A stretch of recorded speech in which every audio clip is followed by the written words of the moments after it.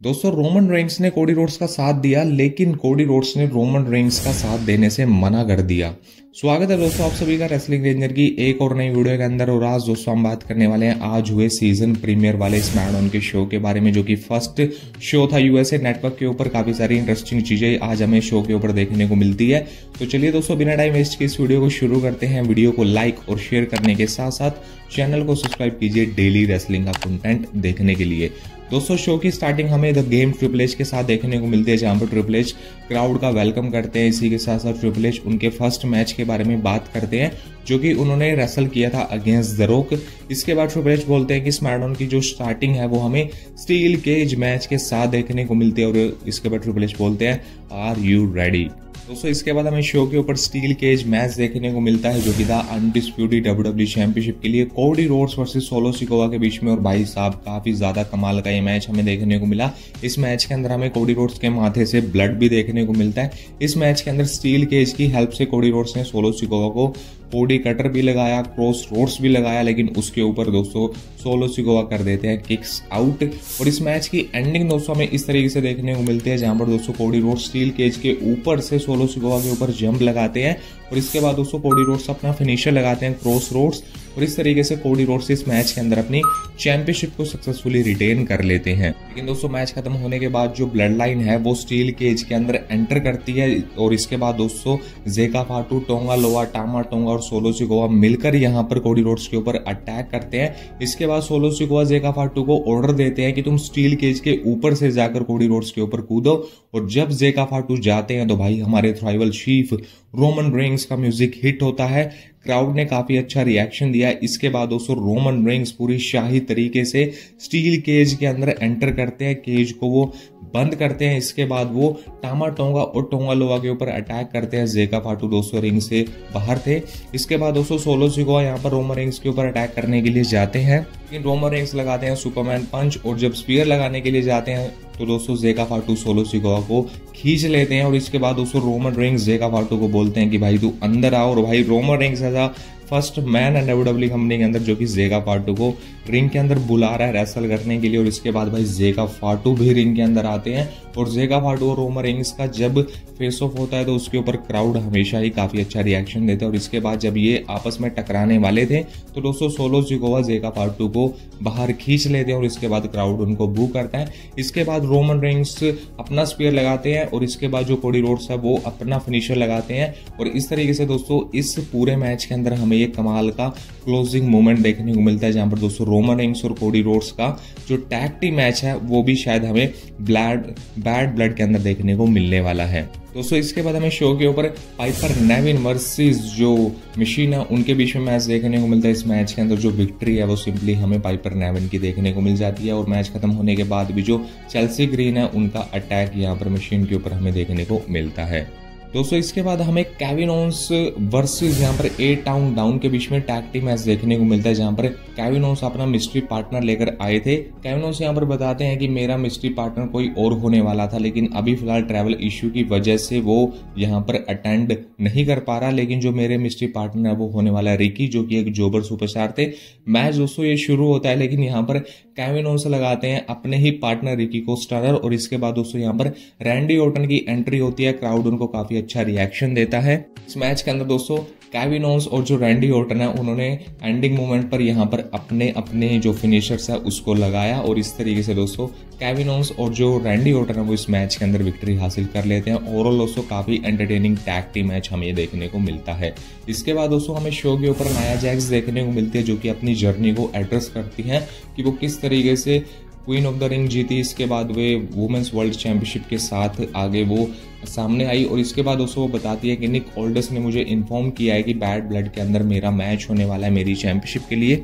इसके बाद दोस्तों यहाँ पर हमें बेली देखने को मिलती हैं। दोस्तों बेली आती हैं, इसके बाद यहाँ पर नेओमी आती हैं, टिफनी आती है। सिंपली दोस्तों इस सेगमेंट को करवाने का मतलब ये था कि नेक्स्ट वीक के लिए डब्ल्यूडब्ल्यू ने एक टैग टीम मैच को बना दिया, जो कि होने वाला है Nia Jax and Tiffany versus Bayley and Naomi के बीच में। और जो भी इस मैच के अंदर हारने वाला है वो स्मैकडाउन को छोड़कर चला जाएगा। तो इस तरीके से डब्ल्यूडब्ल्यू ने ये कुछ मैच ऐसे सेट किया। और इसके बाद दोस्तों नेओमी का जो फिनिशर है वो भी हमें टिफनी के फेस पर देखने को मिलता है।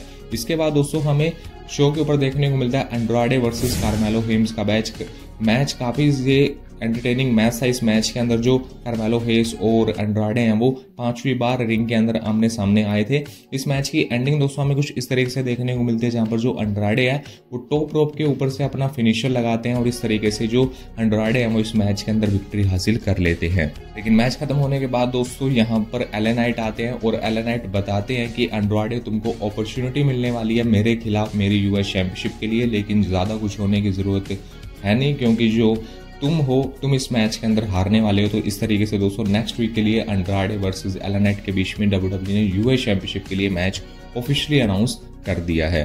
दोस्तों इसी के साथ साथ हमें शो के ऊपर यहाँ पर निक ऑल्डर्स देखने को मिलते हैं, जो कि ये बताते हैं कि सोलो सिकोआ की तरफ से एक चैलेंज इश्यू हुआ है, जो कि ये बताता है कि बैड ब्लड के अंदर जेका फाटू और सोलो सिकोआ एक टैग टीम मैच के अंदर कंप्लीट करने वाले हैं against Roman Reigns and Cody Rhodes के बीच में। निक ऑल्डर्स के हाथ में कॉन्ट्रैक्ट होता है, जो कि बताते हैं कि सोलो सिकोआ और जेका फाटू के साइन इस पर हो चुके हैं, अब इस पर साइन बाकी है रोमन रेंस और कोडी रोड्स के। अभी मैं जाकर उनसे बात करता हूँ। इसके बाद यहाँ पर कोडी रोड्स आते हैं और कोडी रोड्स बोलते हैं कि ब्लड लाइन के साथ मैं डन हो चुका हूं, जो सोलो सिकोआ वाली ब्लड लाइन है वो प्रॉब्लम है रोमन रेंस की, और मेरी कोई भी ऐसी जो रोमन रेंस का साथ देने की जो हिम्मत है वो हो नहीं रही, और मेरा जो क्लियर है आंसर है वो यहाँ पर नो है, और मैं रोमन रेंस के साथ एक टैग टीम मैच के अंदर कंप्लीट नहीं करने वाला। और ये बोलकर दोस्तों कोडी रोड्स यहाँ से चले जाते हैं। लेकिन इसके बाद दोस्तों हमें फिर से निक ऑल्डर्स देखने को मिलते हैं, जो कि बताते हैं कि रोमन रेंस से मेरी बात हुई है और रोमन रेंस मेन इवेंट के अंदर जो डब्ल्यूडब्ल्यूई यूनिवर्स है उनसे बात करना चाहते हैं माइक के ऊपर। दोस्तों इसके बाद मेन इवेंट के अंदर निक ऑल्डर्स हमें रिंग के अंदर देखने को मिलते हैं, जो कि इंट्रोड्यूस करते हैं रोमन रेंस को। रोमन रेंस दोस्तों रिंग के अंदर आते हैं, रोमन रेंस और निक ऑल्डर्स एक दूसरे को देख रहे हैं और रोमन रेंस यहाँ पर अपने एक हाथ को आगे बढ़ाते हैं। इसके बाद जो निक ऑल्डर्स है वो उनको कॉन्ट्रैक्ट देते हैं। इसके बाद रोमन रेंस अपने दूसरे हाथ को आगे बढ़ाते हैं, जहां पर निक ऑल्डर्स उनको माइक्रोफोन देते हैं और रोमन रेंस दोस्तों रेसलमेनिया के बाद फर्स्ट टाइम स्मैकडाउन के ऊपर हमें बोलते हुए नजर आए, जहां पर रोमन रेंस ने बोला कि कंफ्यूज होने की जरूरत है नहीं, क्योंकि मैं ओरिजिनल ट्राइबल चीफ हूँ, मैं ओनली ट्राइबल चीफ हूँ और ना मुझे किसी पार्टनर की जरूरत है और ना मुझे कोडी रोड्स की जरूरत है ब्लड लाइन से जो अपने मैटर है उनको सॉल्व करने के लिए। दोस्तों इसके बाद रोमन रेंस बोलते हैं कि ये हमारा फैमिली बिजनेस है, ये ब्लड लाइन बिजनेस है और मैं ओनली वन ट्राइबल चीफ हूँ। और इतने में दोस्तों यहाँ पर हमें कोडी रोड्स का म्यूजिक सुनने को मिलता है।